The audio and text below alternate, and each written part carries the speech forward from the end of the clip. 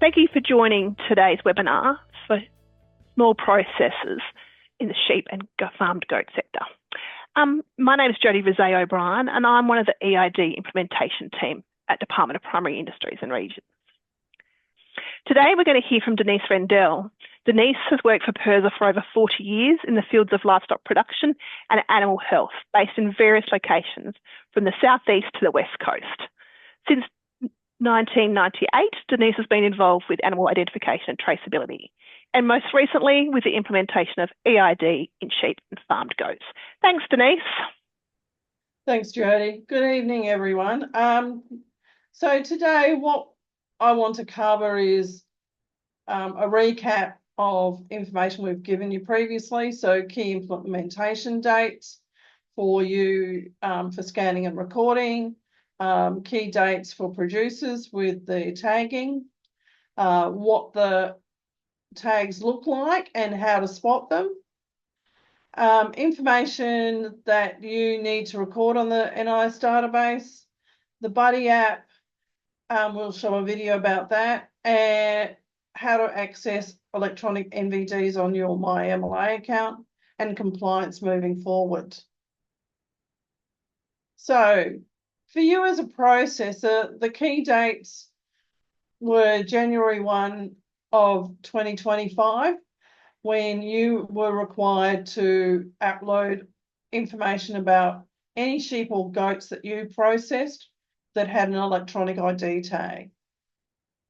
For sale yards, the key dates for them were July 1, 2025, when they had to start scanning anything that was going through the sale yard with an eID tag.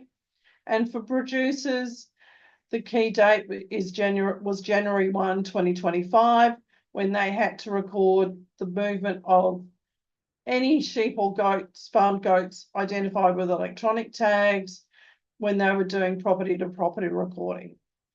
So by now, everyone along the supply chain must be scanning and recording electronically identified tagged sheep and goats individually on the NIS database. So there were some additional things for producers. So as I said, last year, all of the animals that were born after January 1, 2025, producers have to actually identify with an NIS accredited eID tag before they leave their property of birth. And in January 1, 2027, all sheep and farm goats leaving a property must have an NIS accredited eID tag. So the animals must either have a year of a breeder tag, which is one of the 8 year of birth colours, or a post-breeder eID tag. And the post-breeder is if the animal is identified with an eID tag, but it's not on its property of birth and doesn't have an eID breeder tag. What I'll do now is just go through, give you an idea of the number of tags or devices that are out there which are eID, and you'll notice that most of them basically look like most tags that you will be seeing in sheep or farmed goats currently. So you might not visually see the difference in terms of what the tag looks like, because the microchip is stored, say, in the shaft or a small pocket within the tag, but that they will look like a number of the visual tags. The main thing that you will see is actually the tag number that's printed. So you'll see a pic, you'll see letters printed on the tag, and then 5 numbers. And quite often they will actually be in 2 rows.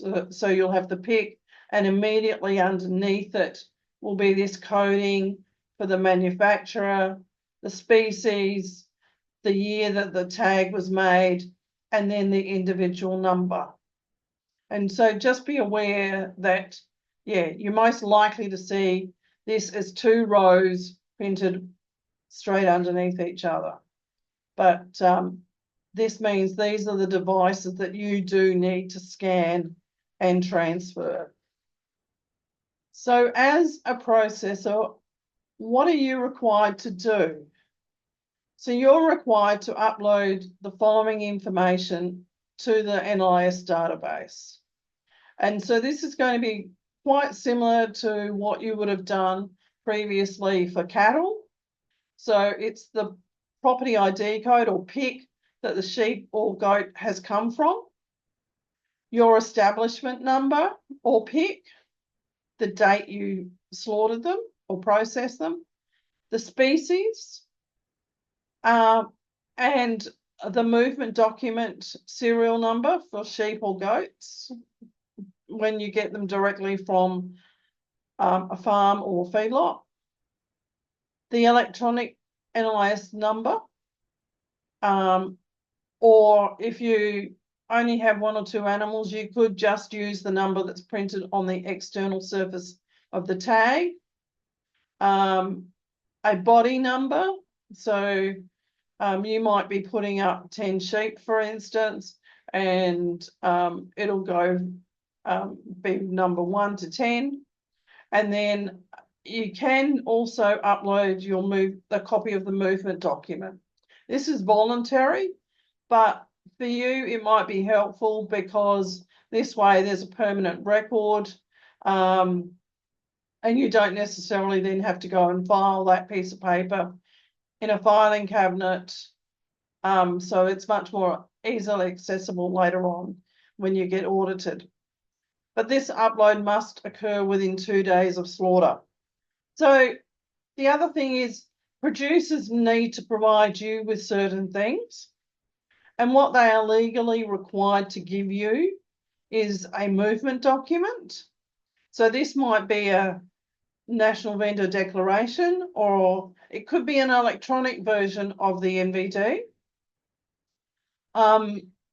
There are producers that aren't accredited who might give you an alternative movement document or waybill with all of the information that you require.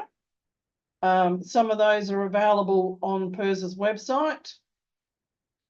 For sheep, they must also give you a copy of the National Sheep Health Declaration. And this applies even if it's for animals that are being processed that you're going to give them back as a home kill. Because no matter what, you need that information for both uploading to the database, but also you need to be able to provide proof of the fact that these animals are fit to be slaughtered. The other thing that a producer must do is provide you with an animal that is correctly tagged. So it must have an NIS identification device. So for the 2025 drop sheep and onwards, this means that it must be an electronic ID. For older sheep or farmed goats, you might get the electronic ID, or you might get a visual tag. Some producers have been using electronic IDs for quite some time, but you will still find that in 2024, some producers were using the visual ID still. So just a reminder, but if producers fail to provide you with this information, they may risk your food safety accreditation. So please remember that. By not getting the documentation, by not getting the correctly identified animals, you are at risk for your food safety accreditation as well. So I'm just going to go through how to access your copies of the electronic ID, NVDs. So there are a number of producers that are using the electronic version of national vendor declarations instead of using a hard copy from a book that they are supplied. However, a lot of producers are still actually printing a copy of that to provide to you. They don't necessarily email them to you. They might still provide you with a paper copy of it. But even so, as a processor, if someone is using the electronic version of the vendor declarations, you will be able to access a copy of this through your NLIS accounts by having your NLIS database account linked to a MyMLA account. So basically, and we can send you instructions on making sure that you've linked your NLIS database account for your processing plant to a MyMLA account. But basically, once you've created a MyMLA account, you can go in and access your NLIS database account through that. So you'd have your email address, a password that you've put in there. Then when you get to the front page, you'll be able to see in the drop-down menu that you can source electronic national vendor declarations, and then it will bring up a page where you can look at everything that has been every national vendor declaration that has been generated electronically that pertains to your processing plant. The penning and layerage management, you really do need to make sure that when you put information up to the database that you've actually got the right, you're putting the right information up against the right animal. So you might have two different properties of consigned you animals. You must be able to make sure that you can correlate those animals with the correct pick of consignment or property of consignment. The property of consignment, the pick will be printed on the MVD or the alternative movement document that you may have attained, because you need to rely on that to determine what the pick of consignment is, as if the animals have been purchased in, the pick of consignment will be different to the pick that is printed on the outside of the tag. Please don't assume that the pick that's printed on the outside of the tag is exactly where the animals have come from, because these animals may have been bought and sold or moved from various properties on several occasions. You might want to create a workable system within where you get animals dropped off to make sure that you can ensure that you've got the right animals with the right documentation. And please remember that recording the correct pick of consignment is actually both an NLIS or Livestock Act requirement, but it also is a requirement for your food safety obligations. To recap, over the next 12 months, you are likely to have more compliance action taken, because remember that eID scanning and recording has been mandatory in the processing sector for the last 12 months. We are moving from an education phase to a enforcement phase in South Australia with the processing sector, and also with producers. It is an expectation that if you receive animals that have got electronic ID, that they are scanned and the the kill recorded on the database correctly. And you, in the next few months or on a regular basis, it is quite likely that you will receive a visit from PIRSA officers, most likely from the Animal Biosecurity Group, who will visit you to monitor sheep, cattle and farmed goat kills, to make sure that you've uploaded them, that you're putting up the correct information, that you're doing them with a timely uploading, and that you're also getting the appropriate paperwork. And they can check this paperwork against NLS database records, or if you are actually uploading images, that you are actually getting that for all of the consignments that you're processing. One other thing is that if any of you are processing pigs, you also need to be uploading information to a pig pass database, which you need to have an account with Australian Pork Limited. The address for that registration or getting an account is here. Just like cattle, sheep and goats, producers that are consigning pigs to you for even for a home kill must also provide you with a pig pass document, which is similar to National Vendor Declaration. And also, like cattle, sheep and goats, you must also upload within 2 days of the kill. So the upload for pigs will be very similar to what you've done in the past for a mob-based kill for sheep or goats. So it will be the pick, the number of head, for instance, the kill date, the serial number on the document, and your details for as the abattoir processing the pigs. I've put some contact details for both of these organisations.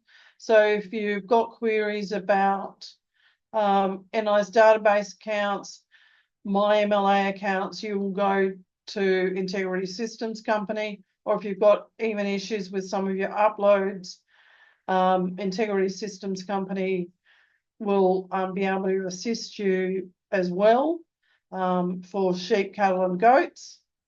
If you've got any queries about pig uploads, then the company to obtain that information from is Australian Pork Limited, and there's some phone numbers there and an email address for you. And they basically just work Monday to Friday. There are also people that you can contact relating to any issues you potentially are having with producers, or just have some general queries. If it's anything to do with the NLS and the documentation, then please contact myself or Tara Vanderloo. If you've just got queries about the eID project in particular, then possibly contact Julie Wedderburn. Thank you. Denise, thank you for sharing your insights and expertise for small processors. If anyone would like to know how to use the NLS Buddy app, we're now going to play the video. This is also available on the PIRSA website. Thank you.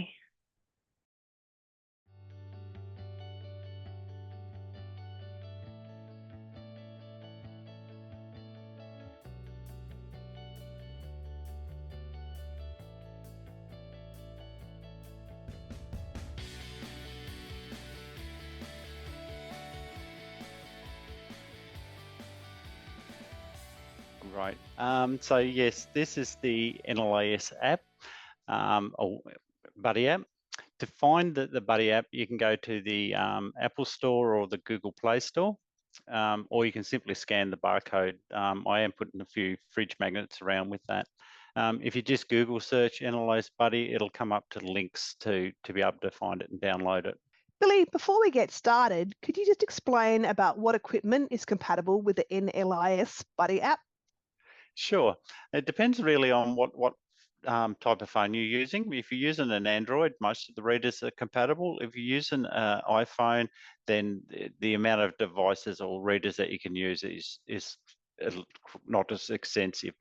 So to find out, you can simply just download the app, skip the NLIS, go straight to the reader page, and on the bottom of the reader page is the help button. Clicking on that help button, and then you can scroll down. So this is currently on an Android phone. So it shows the Elise, the Allflex, AWR 250 are all compatible. There's also, if you keep scrolling down, there's more. There's the Leader, the Shearwell, the True Test, and the LPR. The 420, the NXM, and there's a couple of others that might show up, but not guaranteed 100% compatibility. So these are all for the Android device. If you're on an iPhone, just look at my word page over here. This is the help page off an iPhone. So if I scroll down, you'll go to see the readers. And here we have the AWR, but there's some special settings that need to be put in for the AWR to work with the iPhone. The iPhone uses slightly different protocols to the Android, but the AWR 250 is a really good reader. It works very well with the iPhone. Have the Leader GPS ID scan. They work quite well as well, especially this little white one. The Shearwell works on both phones, and there's no setup required. Very, very simple and very easy to use. That would be, yeah, one of the readers that I highly recommend.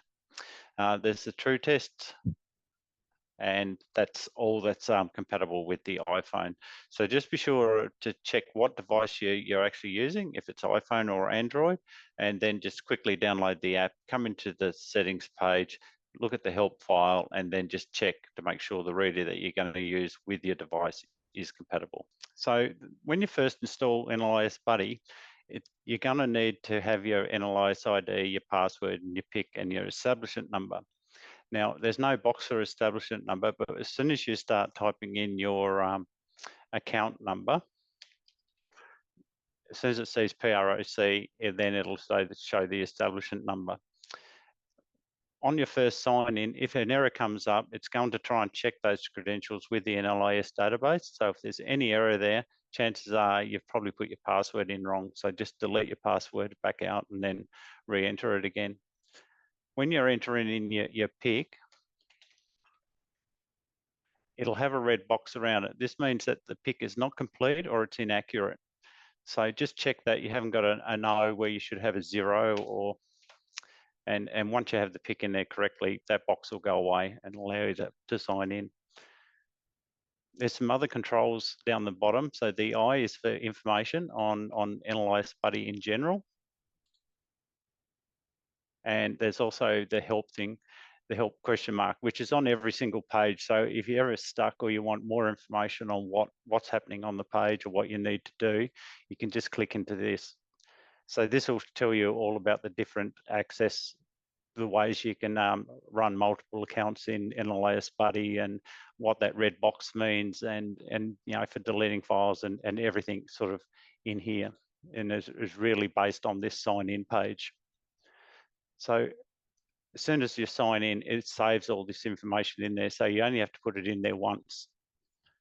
So we'll sign in. And then we get presented with a menu of different options and things that we can do in NLIS Buddy. So we're mainly going to be dealing with just the abattoir. And one of the things to do is to be able to connect your reader to the app and then download it. So we're going to go into the reader page and explore that. So again, we have this question mark down the bottom there that has all the instructions and everything you need to know about the reader page. So these are the different types of readers that are supported. And tonight we're going to be using the Allflex AWR 250. So to get that reader to connect to the app, first you've got to go through the Bluetooth pairing. And then once it's been Bluetooth paired, which is similar to pairing a Bluetooth speaker, you make sure your reader's on, and then you hit connect. Once you hit connect, you should see the reader in here. So here it is here, AWR 250. So once I connect to that, the app will then try and connect to the reader and then get the sessions and everything. So it's made a noise indicating it's connected and everything. And now it's downloaded all my sessions. So each of these sessions is a bit like each time you kill like 5 sheep or 5 cattle, you scan all those and then you start a new session or a new mob on the reader. So you can keep all those separate for when you go to do your uploads later on. Now at this stage, all it's doing is telling me or showing me what sessions and what tags are in the reader, but then I need to hit download to actually download those. So then it'll go through each of the sessions, download them, and then display all the tags. So it's going to put all the tags in this list for me. So in total, I've got 30 tags on my reader. If I only wanted these 5 tags, I can just simply click the sessions and then it'll remove the 18 and remove the 7 and then over the 5. If I only want the 4 tags, I can just click off the tag that I don't want. And this will show me in the total of how many tags.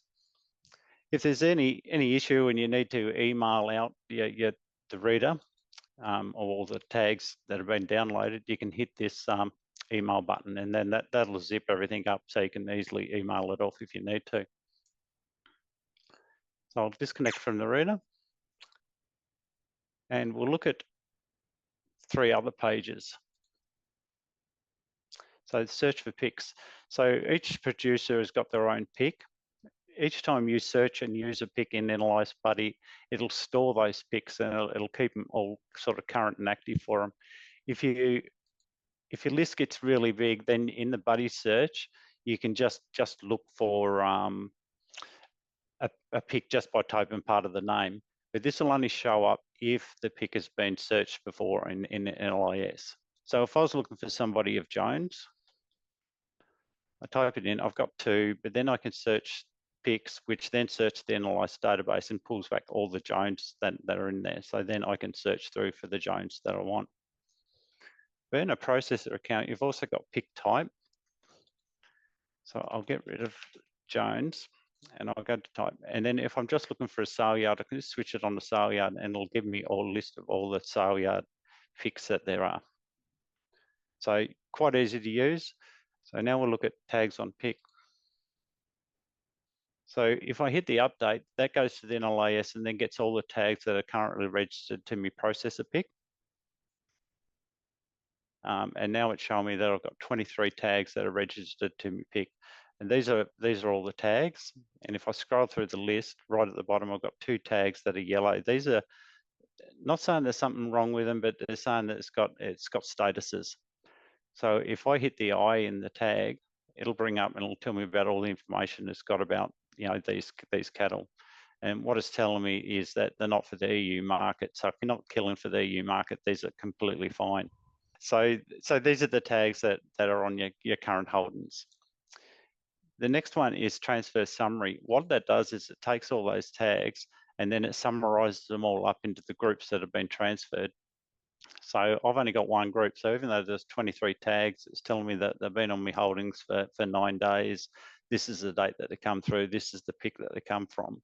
If I click on that, then it'll give me a little bit more information about it. It's telling me the pick is not registered on the database. This is because I'm on a test database, not the real production database.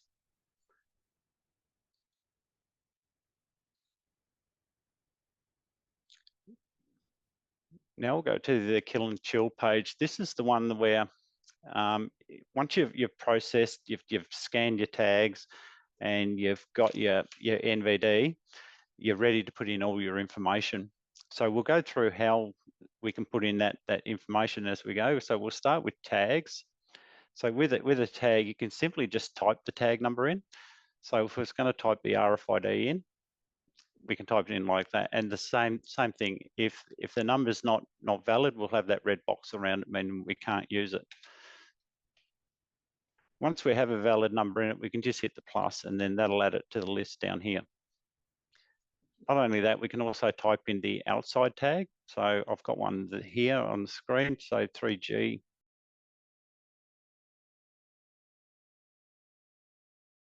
And then I can add that to the list. which is going to be quite slow. If you're only doing 1 or 2 cattle, yeah, fine, but yeah, quite slow. If you find that you need to remove a tag from the list, you can just simply click on it and then say delete tag, and then that'll get rid of it. And I'll do the same with that one. Now, when there's nothing in the box and the plus is hit, this will open up a menu and it'll say, show me NLAS tag page, show the reader page, or start a live session. We're going to jump to the reader page. So on the reader page, because we've downloaded those sessions, if we wanted to take these 18 tags and then decease them, we can just select them, exit back out of the reader page, and then it'll ask us if we want to add those 18 to the page. And then we can add them just as easily as that.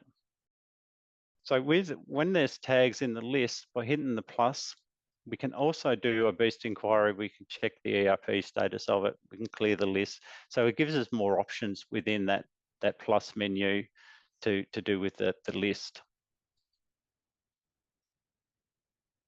So with the pick, when you're typing a pick in, it's going to be the same. It's going to have that red bar around it until the pick is valid and it can be accepted. So as soon as I type the last character in, Analyze Buddy is going to go and interrogate that pick with the database and come back with who that pick belongs to. Also, it's going to do an ERP check on the pick to see if there's any issues with the pick. So if there's anything we might need to be worried about. The NVD number is similar. You can type in anything you want, but you should have what's written on the NVD. And the same, if you've got too many letters or numbers in here, we're going to have a red box around that. Over here, we've got our lot button. So each group of animals that you process are in lots. So if you do like 10 sheep and then you do another 10 sheep from the sale yard, that'll be 2 lots. So, and this helps you just go from lot to lot. So if you completely finish the lot and you've uploaded it, then you hit new lot and then you'll have 2 lots to go. We'll see a bit how that works a bit later on. Your lots that you process will come from mostly 2 different places. So direct will come straight from the farmer, straight into the abattoir, or they'll come from a sale yard. Holdings is more for when the animals are actually being all transferred onto your pick. So you've taken possession of them before you slaughter, which generally we wouldn't do that in these sort of instances. We'd just say they're direct or from the sale yard. Species, so it covers all the species except alpacas. So alpacas will be one of those things I might put in later on. So just, yeah, it's easy as just selecting what species you're processing in that lot and then just changing it. Under here, we've got mob only when no eIDs. This is for just doing a mob-based kill. So which is generally, nothing we need to worry about at all. So we just leave that ticked, because if we have this information for the mob base of the kill and we have some tags, then it'll upload both. So we don't need to sort of worry about it. Once we have all the information in, we just simply hit upload kill, and then that sends all the information straight up to the analyzed database.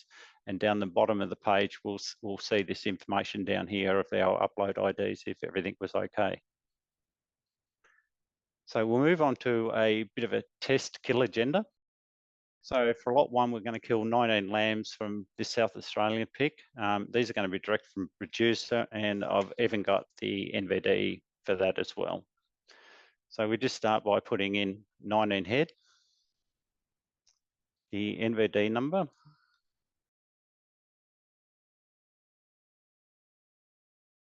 also with the NVD number, we can actually take a picture of the NVD. So that'll do.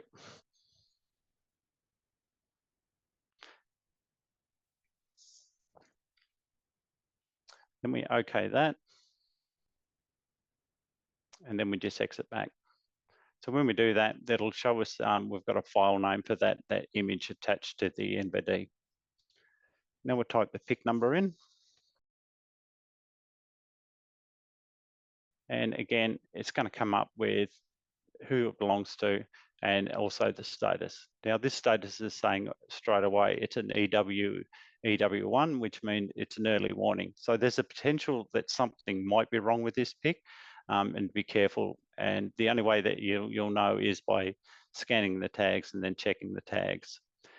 Down in this cog, if you ever see that, you hit the cog and then it's got show ERP report.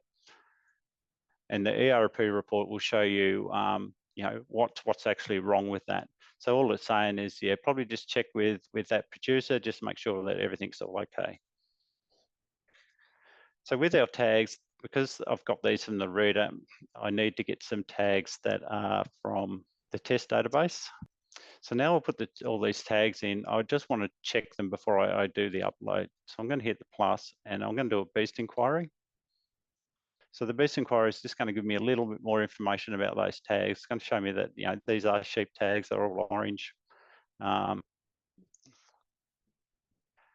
And then I can also do check tags for ERP. So one of them's turned yellow straight away. So this is indicating, hey, there's something wrong with this. So if I was to click on this, this will give me more information about it. So the cattle are under restriction. So the error is a little bit wrong, but it's meaning that you know, this carcass is full of lead, and you just make sure you get rid of the bits that you need to. So we've got all that together and everything's complete. So then we'll just simply upload the kill.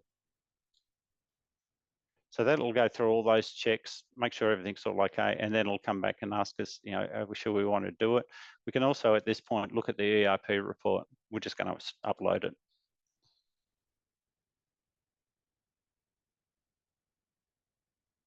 So this is all uploaded. Now it's given us back 2 upload IDs. We can look at the report and see how that's gone. And it said everything's successful, and we can just okay that. So now it's been uploaded, we get these upload IDs down here and it tells us how we've actually gone, you know, it's been successful and this went at 100%. If we was to click on anything up here, it'll bring us back that uploading screen and say that everything's already uploaded. So we can't actually do anything with that lot now, it's all been locked out. And now we're going to kill our next lot, which is going to be 2 cattle from the Mount Gambier sale yard. So to get to the next lot, we just hit new lot. That'll put us onto lot 2. We'll put in 2 head.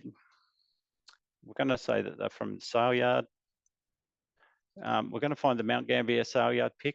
I can't remember what that is, but you can hit the magnifying glass, which takes you back to your search pick. It's already got me into the sale yard bit, and just type in a little bit, and it'll find the pick for me, and I click on that, and then it'll put the pick back in. Now I've got to get some tags for this, which I generally go to me reader and download me reader and get me tags from there. But what I'm going to do is I'm just going to get these 2 tags here. So I'm still in lot 2, still on my sale yard, and I'm going to add the selected tags from analyze tags. So now I've got those 2 tags there. This time I'm not going to do my ERP or my beast inquiry. I'm just going to upload that. But I've got cattle and I've got sheep. We'll just hit upload and see what happens. So it goes through and does a lot of checks. And now it's going to say, hey, look, the species of the mob is sheep. You have cattle tags. Would you like to change the mob to cattle? If we say yes, that'll change it around for us and then ask us, are we sure to upload? And we say yes. That's all that done. So we've uploaded 2 mobs. If we go into files, files will show us our mobs that we've uploaded for the day that we're on. If we go back into our menu, we'll see there's another one down here for kill files. This will show us all the kill files that we've ever uploaded. So if we want to go back, you know, a couple of weeks or a couple of days, we can just select one of those files and then just click on it, and then it'll bring us back to that mob. So you might have put all your mobs in and the internet's out and you haven't been able to upload them. That's fine. You just wait until you got internet, and then you can just go back into each of those lots and then re-upload them again. Analyze transactions. So once you've done your uploads and you can see your upload IDs, it's pretty confident that everything's sort of gone through all right. But you can come into your analyze transactions, and you can see exactly what analyze buddies put up to the database and what the status of those are. So we can see we've done a mob-based sale yard kill. We checked ERP status, device status. And if we keep scrolling down, we'll see, here's our carcass feedback of our sheep that we've done. So it's a way of just verifying that the database has got your information and has been accepted. Now, I'm going to show this one, Scan ERP, which is kind of a fun one. So I'm going to clear this tag list, and I'm going to get my reader again. I'm just going to switch that reader on, and I'm going to hit my plus, and I'm going to connect to a live session of the reader. So this is going to go to the reader page, connect the reader in the background, and then now the reader's connected in a live session. So when I scan a tag, the tag is going to automatically get put into that list, and then the tag is going to be interrogated with the database, and it's going to tell you all about what the information of that tag is. And I'll just do a cattle tag there as well. So if you've got an animal and you're not sure of its status or anything like that, and you still got him running around, that's where you would pop that on, put on the live session, and then you could scan your animals to see if one of them's got lead or not. Okay, and that's all I have for you tonight. Is there any questions?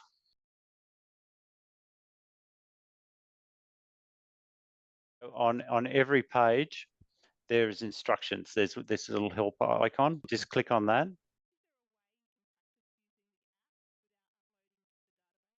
By searching for pics, that's not going to impact anything. Seeing how many tags are on your pics. So basically anything down this side is just doing reporting and playing with it. Want to sort of have a bit of a practice on putting a mob in. Put all the mob information in, but just don't hit the upload. And if you do hit the upload, just don't go right to the last questions for, are you sure you want to do this? Just say no to that bit. But even if you just hit upload with nothing in it, it's going to say there's no data, put something in there. And each time you start putting in a little bit of data, it will basically start going to the next thing. You haven't got your NVD number. So it's always going to put up messages if something's not quite right, or it's going to try and show you that something's not quite right.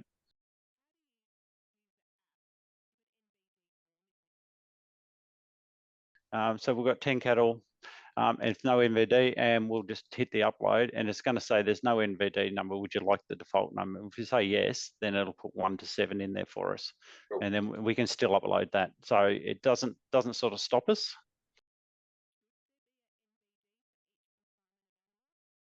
You should, yes, but sometimes you don't get the NVD for some reason. But yes, you should have that NVD with all your animals. Unless they're from the sale yard, then the NVD will get electronically transferred to your holdings with the tags.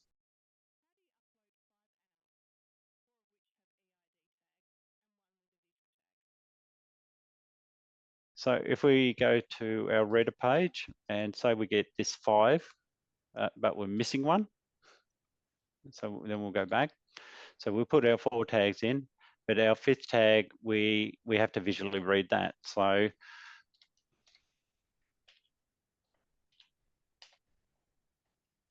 then we can just add it manually to the list like that.